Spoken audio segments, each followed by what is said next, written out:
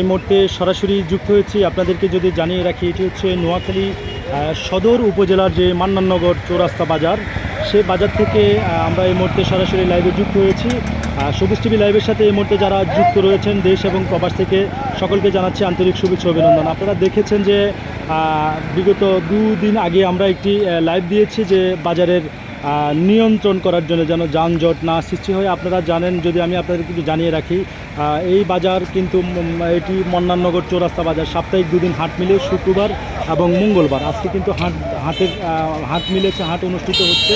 প্রিয় দর্শক, এখানে যে খুঁটিগুলো গাড়ানো হয়েছে সেই খুঁটির ভিতর সাইডে দোকান থাকার কথা, ঠিক সেভাবেই এখানকার দায়িত্বে যিনি ছিলেন সেলিম রাজা, আসলে তিনি সেভাবেই কিন্তু কার্যক্রম চালিয়ে যাচ্ছেন। আমি আপনাদেরকে এই মধ্যে সরাসরি দেখানোর চেষ্টা করছি। প্রিয় দর্শক, এই সেটটা যদি একটু দেখিয়ে রাখি, এদিকেও কিন্তু সিএনজিগুলি সীমাবদ্ধতা বা রাস্তার আউটে কিন্তু নামিয়ে রেখেছেন। এখানকার সেলিম রাজা দায়িত্ব নিয়েছেন, তিনি কিন্তু নিজেই চেষ্টা করে কিন্তু আমের দোকানও কিন্তু পিছনে সরিয়ে দিচ্ছেন।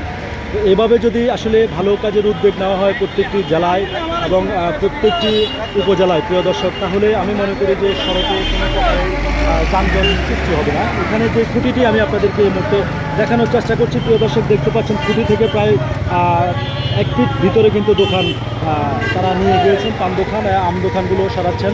এখানকার চিত্রটা আমি এই মুহূর্তে আপনাদেরকে সরাসরি দেখানোর চেষ্টা করছি। প্রিয় দর্শক, আপনারা আমার সঙ্গেই থাকুন।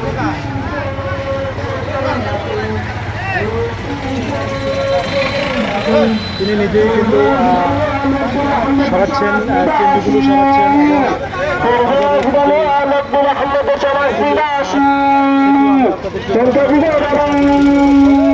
আবুল কাসেমের মোহাম্মদ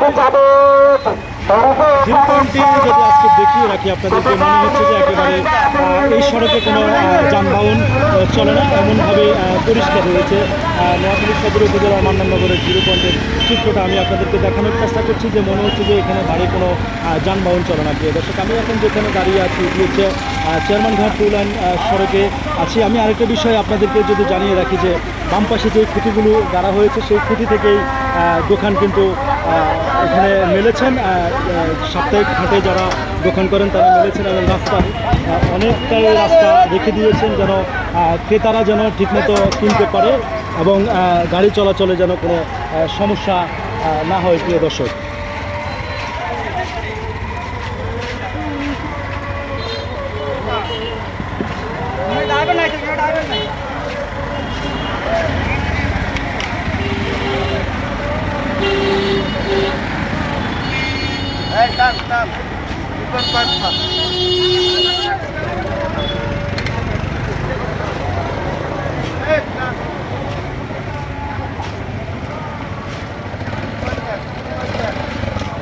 ফুল 0 পয়েন্টটা আজকে কিন্তু ফাঁকা দেখা যাচ্ছে। আমি আপনাদেরকে এই মুহূর্তে সরাসরি দেখানোর চেষ্টা করছি। প্রিয় দর্শক, আমরা এখন আসলে 2-1 ব্যবসায়ীর সাথে কথা বলবো, যে উদ্যোগটা যে নিয়েছে এটা কি ভালো হয়েছে কিনা সেই বিষয়টা আমরা একটু জানার চেষ্টা করব। আপনারা আমার সঙ্গেই থাকুন। ভাই, ভালো আছেন? আচ্ছা, সেদিন যে সেলিম রাজা যে একটা উদ্যোগ নিয়েছে, মানে সড়কে যেন যানজট না হয়, আপনার দোকানটা 2 ফিট পিছনে দেওয়ার জন্য, এতে কি আপনি কি ক্ষতিগ্রস্ত হয়েছেন? না, বিষয়টা ভালো হয়েছে, সুন্দর হয়েছে, এবং ক্রেতাও দাঁড়াতে পারবে, সড়কও কোনো যানজট থাকবে না। আপনার দৃষ্টিতে ভালো হয়েছে এটা, ধন্যবাদ। আমরা কথা বলেছি এখানকার একজন ব্যবসায়ীর সাথে, তিনি আমাদেরকে এমনটাই জানিয়েছেন, এখনকার যে পরিবেশটি সৃষ্টি করে দিয়েছেন সেলিম রাজা, সেটাকে তিনিও সাধুবাদ জানাচ্ছেন এবং ভালো হয়েছে। প্রিয় দর্শক, এখান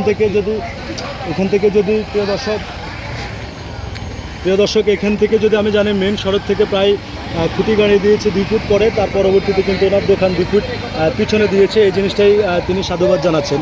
তো আমি আপনাদেরকে এই মুহূর্তে সরাসরি দেখানোর চেষ্টা করছি। আরও 2-1 আমরা ব্যবসায়ীর সাথে কথা বলবো।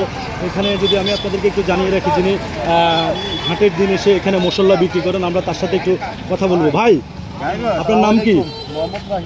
রাকিব ভাই, আপনার দোকান তো এদিকে তাকে কথা বলেন, একটু ক্যামেরার দিকে তাকান। আপনার দোকান তো আগে প্রায় রাস্তার উপরে ছিল না? তো এখন যে সেলিম রাজা উদ্যোগ নিয়ে যে আপনার দোকানটা প্রায় রাস্তা থেকে 3 ফিট পিছনে দিয়েছে, এতে কি আপনি কি ভালো মনে করেন, না এটা খারাপ হয়েছে? আলহামদুলিল্লাহ ভালো। যেহেতু আপনার ক্রেতাও দাঁড়াতে পারবে, এবং সড়কে কোনো যানজট সৃষ্টি হবে না। এটাকে আপনি কেমনভাবে নিচ্ছেন? আমি তো এটাকে অনেক ভালো মনে করতেছি যে ওনার মতো লোক এভাবে এটা করছে, এটা অনেক খুশি করছি। আর উনি যে উদ্যোগটা নিচ্ছে এটা কিন্তু ভালো। ধন্যবাদ। প্রিয় দর্শক, এখানকার ব্যবসায়ী যিনি আসলে তিনিও এমনটাই আমাদেরকে জানিয়েছেন। প্রিয় দর্শক, ভালো একটা উদ্যোগ নিয়েছেন। আমরা এই মুহূর্তে আপনাদেরকে দেখানোর চেষ্টা করছি সিএনজি যেগুলো এখানে প্রতিদিন দাঁড়িয়ে থাকে এই স্ট্যান্ডের মতোই, তারাও কিন্তু রাস্তার বাইরে কিন্তু সিএনজিগুলো রেখেছেন। প্রিয় দর্শক, তো আমি যদি আপনাদেরকে জানিয়ে রাখি, তো এ ছিল আমার কাছে নোয়াখালী সদর উপজেলার মান্নাননগর চৌরাস্তা বাজার থেকে সর্বশেষ খবর।